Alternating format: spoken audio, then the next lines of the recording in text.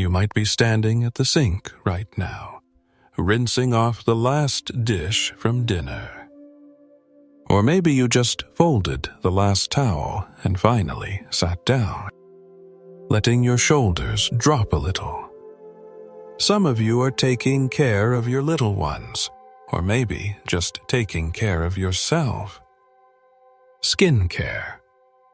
Wiping down the counter. Waiting for the washing machine to stop humming. They call this dead time. But really, this might be gold time. Because while your hands are moving, your mind is open. And in that openness, you can let it wander or let it deepen. That's what this space is for. This channel was made to be with you in the moments most people overlook. The in-between. Where growth hides in silence. Where reflection lives in motion. And where something as ordinary as rinsing a bowl can become the background for the most important conversation you'll have today.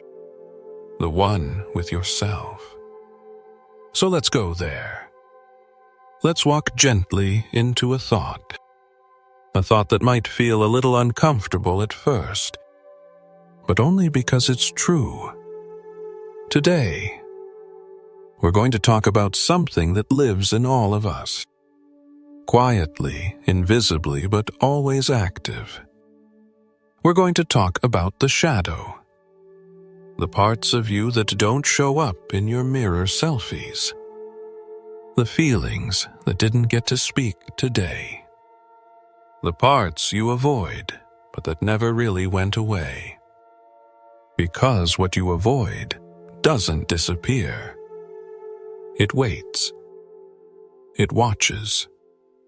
And sometimes it acts on your behalf without your permission. Carl Jung called this the shadow. The unconscious part of your psyche that holds what you don't want to look at. Things like jealousy, insecurity, rage, or even wild dreams you think are too much. The shadow is not evil. It's not a flaw. It's a vault of everything you've locked away in the name of being good. But here's the twist. What we suppress doesn't die.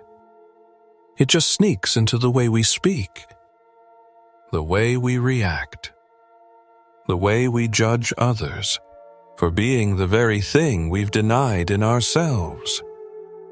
Have you ever snapped at someone and felt instantly surprised by your own tone? Have you ever hated something in another person and realized, if only for a second, it's because they reminded you of a version of you that you'd rather not be? That's the shadow. Not in theory, but in action. And the more you try to rise above it, the more it finds clever ways to slip beneath your awareness and steer you from below. The world we live in rewards masks. Be kind, be mature, be positive, be grateful. And these are good things until they become costumes.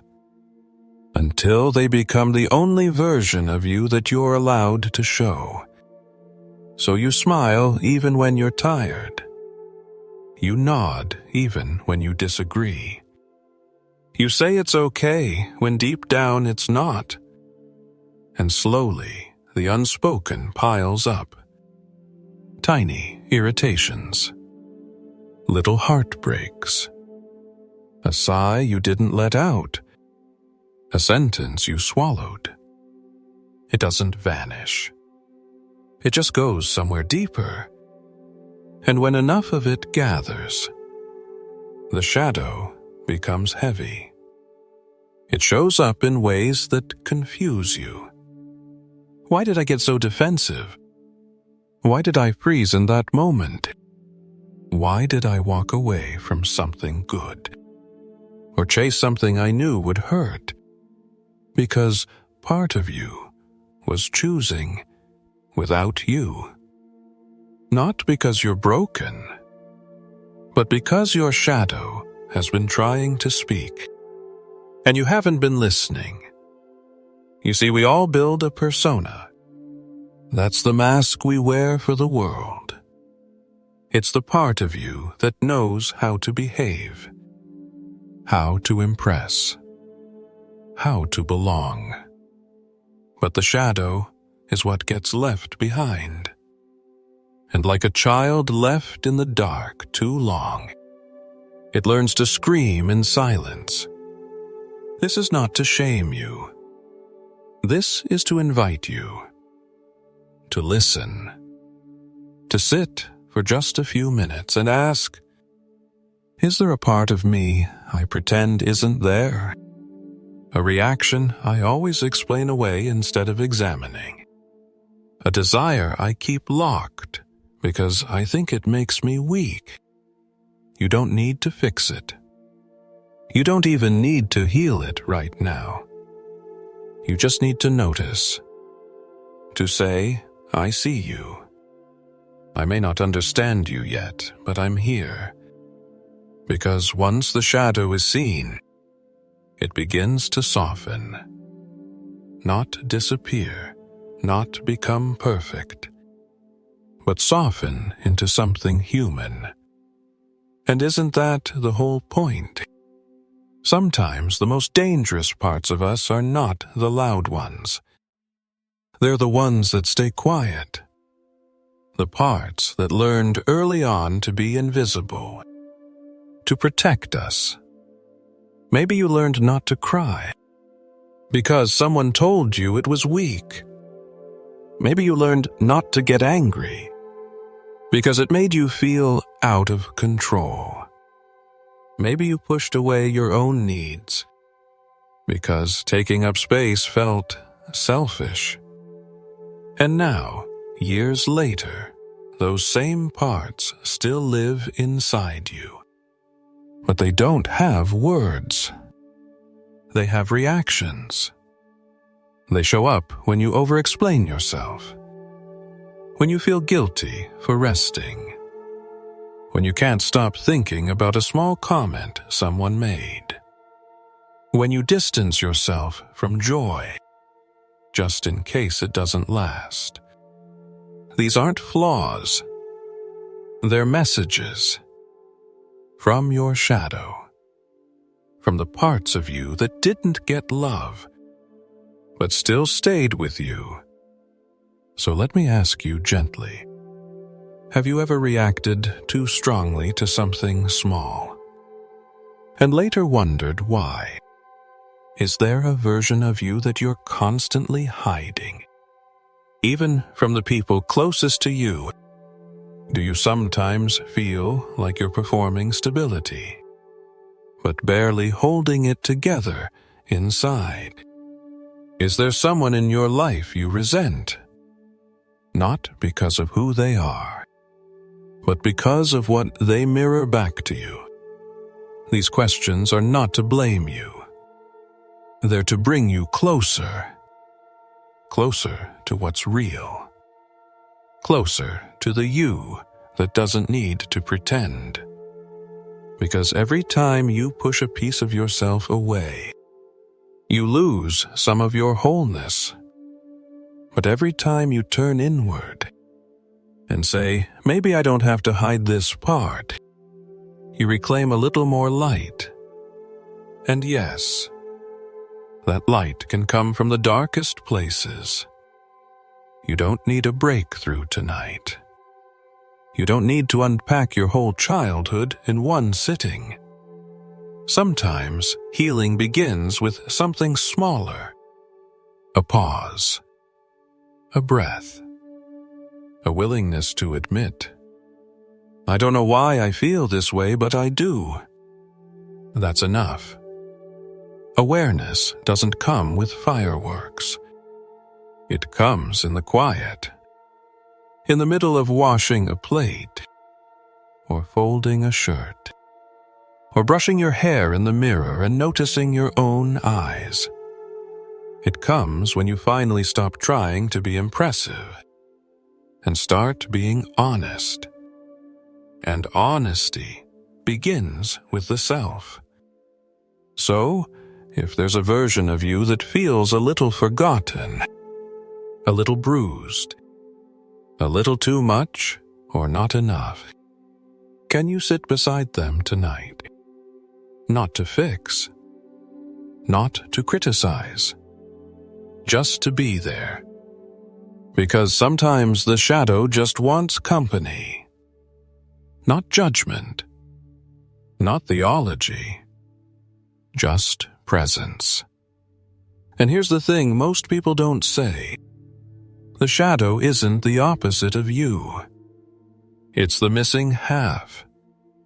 It's the strength behind your tenderness. The power behind your fear. The clarity behind your confusion. And when you stop running from it, you become whole. Wholeness doesn't mean perfection. It means nothing is left behind. No part of you exiled. No memory erased. No feeling dismissed. It means you walk into your day, not as a role you're playing, but as a person you're knowing. And that changes everything. Maybe tonight, while your hands are still busy and the world has gone a little quieter, you can try something new. Not a task, not a goal, just a shift in how you see yourself. You're not broken because you carry contradictions. You're not wrong for being tired and still showing up. You're not fake for smiling when it hurts. You're just human. And being human means holding many things at once. Joy and grief. Peace and irritation. Confidence and doubt. Your shadow isn't asking you to choose. It's asking you to feel. To feel what was too much before. To feel what you never had time for. To feel, not to sink into it, but to integrate it. Because integration is where freedom lives. Not in suppressing. Not in fixing. But in remembering all of it is you. You don't need to be more spiritual. You don't need to read another book about self-love. You just need to meet yourself here, in this exact moment, with a little more softness. That's where it starts. That's where everything starts. And if you're listening to this and thinking, this is me, but I don't know what to do next, then maybe there's nothing you need to do right now. Maybe you just need to notice the way your breath slows when you're seen. The way your shoulders soften when someone says, you're allowed to feel that. The way you feel right now, in this moment. A little more connected. A little less alone. Because you're not the only one with a shadow. You're not the only one learning to make peace with it. We all are. And that is what makes healing possible.